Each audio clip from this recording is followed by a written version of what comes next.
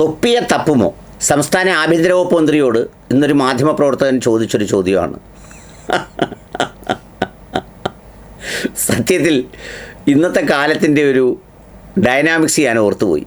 എന്ന് വെച്ചാൽ പണ്ടത്തെ കാലത്ത് ഈ ആഭ്യന്തരമന്ത്രിയും സംസ്ഥാന ആഭ്യന്തരമന്ത്രിയും മാധ്യമപ്രവർത്തകരുമൊക്കെ കൈകാര്യം ചെയ്തിരുന്ന വിഷയവും, എന്നാൽ ഇപ്പോഴത്തെ കാലത്ത് തൊപ്പിയെ വരെ തപ്പുമോ എന്ന് ചോദിക്കേണ്ടി വരുന്ന സ്ഥിതിയിലേക്ക് ഈ പൊതുരംഗവും മാധ്യമപ്രവർത്തനവും മറ്റ് സാമൂഹിക സന്ദർഭങ്ങളുമൊക്കെ എത്തിച്ചേരുന്നു എന്ന് പറയുന്നത് എത്ര രസകരമായ വിചിത്രമായ ഒരു കാര്യമാണ്. തൊപ്പി കേരളത്തിലെ ഇന്നൊരു മേഖലയിൽ മുഴുവൻ ഫാൻ ബേസുള്ള ആളുകളിൽ ഒരാളാണ്. കഴിഞ്ഞ ദിവസം ഈ തൊപ്പിയുടെ ചെയ്തികളെക്കുറിച്ച് ഞാനൊരു വീഡിയോ ചെയ്തിരുന്നു.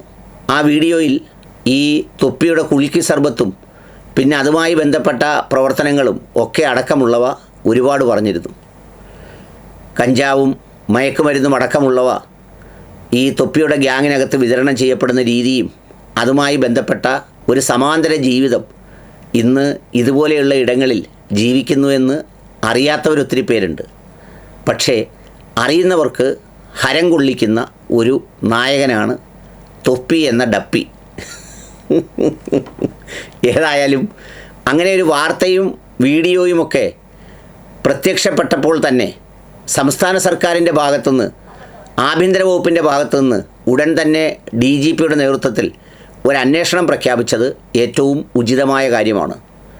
നമ്മൾ ഇത്തരം കോമാളികളെ അവഗണിക്കുന്നത് ഒരു ശരിയായ കാര്യമല്ല. ഇവരുടെ കോമാളിത്തരങ്ങൾക്കും പരിഹാസങ്ങൾക്കും അപ്പുറത്ത് ഇവരുടെ സർക്യൂട്ടുകളിൽ നടക്കുന്ന മാരകമായ കാര്യങ്ങൾ വളരെ പ്രസക്തമാണ്, അന്വേഷിക്കപ്പെടേണ്ടതാണ്. എന്തെന്ന് വെച്ചാൽ നമ്മൾ മനസ്സിലാക്കേണ്ടത്, ഒരു സർക്കാർ സർവീസിൽ കയറുന്നൊരു ഉദ്യോഗസ്ഥൻ അവൻ്റെ ജീവിതകാലം മുഴുവൻ ജോലി ചെയ്താൽ അവനെക്കൊണ്ട് സാധിക്കുന്നത് ഈ ജീവിതം മുന്നോട്ട് കൊണ്ടുപോകാൻ പറ്റും. ചിലപ്പോൾ ചെറിയൊരു വീട് വെക്കാം, മക്കളെ പഠിപ്പിക്കാം, അവരുടെ കല്യാണം നടത്താം. പെൺമക്കളാണെങ്കിൽ അതിലൊരു അവസാനത്തെ കുട്ടിയൊക്കെ കല്യാണം നടത്താൻ റിട്ടയർ ആകുമ്പോൾ കിട്ടുന്ന ആനുകൂല്യം കാത്തിരിക്കുന്നവരാണ് മഹാഭൂരിപക്ഷം പേരും. പക്ഷേ തൊപ്പിയുടെയൊക്കെ ജീവിതം വളരെ സവിശേഷമായ രീതിയിലാണ് എന്നാണ് പറയപ്പെടുന്നത്.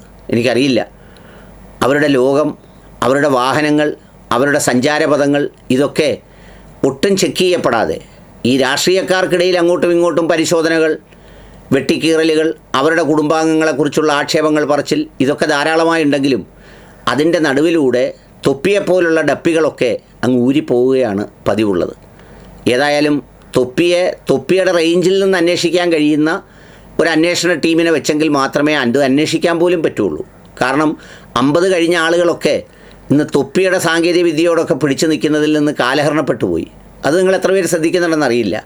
ഇപ്പം നമ്മുടെയൊക്കെ മക്കൾ ഉപയോഗിക്കുന്ന ഭാഷ പോലും ചിലപ്പോൾ നമുക്ക് പിടികിട്ടില്ല.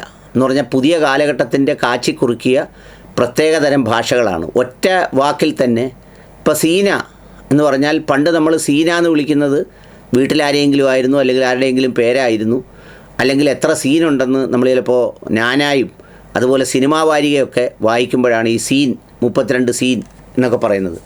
ഇപ്പോൾ സീന എന്ന് പറയുന്നത് പോലും വേറൊരുപാട് അർത്ഥമാണ് ഉള്ളത്. അതുകൊണ്ട് ഹിപ്പിയെയൊക്കെ പിടിക്കാനിറങ്ങുമ്പോൾ ആ ഡെപ്പി ടീമുകളിൽ നിന്നൊക്കെ വളർന്നു വന്ന കേരള പോലീസിലെ ഏതെങ്കിലുമൊക്കെ ടീമുണ്ടെങ്കിലേ ഡെപ്പിയുടെ വഴിയിലൊക്കെ സഞ്ചരിച്ച് ഡെപ്പികളെയൊക്കെ പിടിക്കാൻ പറ്റൂ. ആഭ്യന്തരമന്ത്രിയോട് ചോദിച്ചപ്പോൾ എന്തായാലും ഈ ആഭ്യന്തരമന്ത്രി ആയതുകൊണ്ട് അദ്ദേഹം കൃത്യമായി മറുപടി പറഞ്ഞു, ഞാൻ ആരുടെയും പേരെടുത്തൊന്നും പറയുന്നില്ല എന്ന് പറഞ്ഞ് അദ്ദേഹം വിഷയത്തിലേക്ക് കടക്കുകയാണ് ചെയ്തത്. ഏതായാലും അങ്ങനെ ഡെപ്പിയും ഹിപ്പിയും തൊപ്പിയുമൊക്കെ താരമാകുന്നൊരു കാലത്തു കൂടിയാണ് കടന്നു പോകുന്നത്.